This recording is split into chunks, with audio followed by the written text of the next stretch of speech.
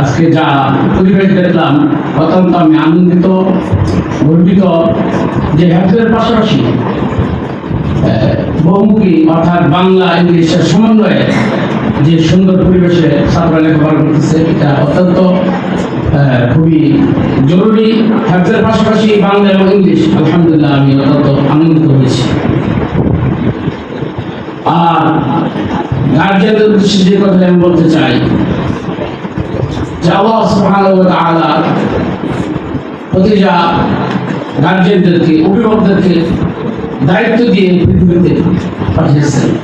যেমন সন্তানদের দায়িত্বে আছেন গার্জিয়ান, পিতামাতা। পিতামাতা যদি সন্তানদেরকে ভালো রাস্তায় পরিচালনা করেন, পরিচালিত করেন, তাহলে সে ভালো হবে। হ্যাঁ, গাছ যদি ভালো হয় তার সন্তান ভালো হবে।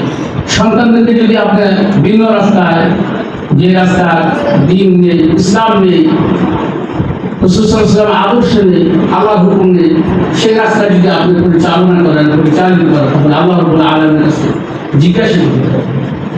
আজকে দেখেন কোরআন যারা শিক্ষা করেন এবং হেফজ যারা করেন, এই দ্বীনের যারা লেখাপড়া করেন, আল্লাহ রাব্বুল আলামিন তাদেরকে কিন্তু ঠকান না, তাদেরকে ঠকান না। আল্লাহ রাব্বুল আলামিন তাদেরকে অনেক উপরে করেন। যদি আপনার নিয়তকে সহি রাখেন, নিয়তকে যদি পরিশুদ্ধ রাখেন, তাহলে আল্লাহ রাব্বুল আলামিন অনেক সম্মান দেন।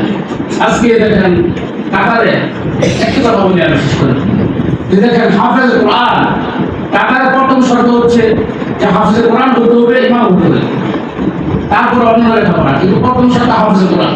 যদি হাফেজ কোরআন না হয়, সে ইমামতি পরীক্ষা, মুয়াজ্জিন পরীক্ষা দিতে পারবে না। কিন্তু কাতারে আল্লাহ রাব্বুল আলামিন এত সম্মান আলেমদেরকে দিয়েছে, সুবহানাল্লাহ। সরকারি বেতন, সরকারি ভাষা, গাড়ির ব্যবস্থা, লোনের ব্যবস্থা, এই কোরআনের কারণে হয়েছে। কোরআন এত দামি একটি গ্রন্থ, সুবহানাল্লাহ। ইকরা বিসমি রাব্বিকাল্লাযী খালাক, পড়ো, তোমার রবের প্রশংসা।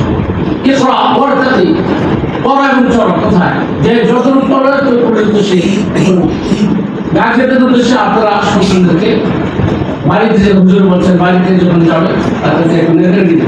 বাড়িতে যখন সময় পাশাপাশি লিপ্ত হয়ে যায়, ছোট ছোট সন্তান তারা বুঝেন, তাদের দিকে লক্ষ্য রাখবেন।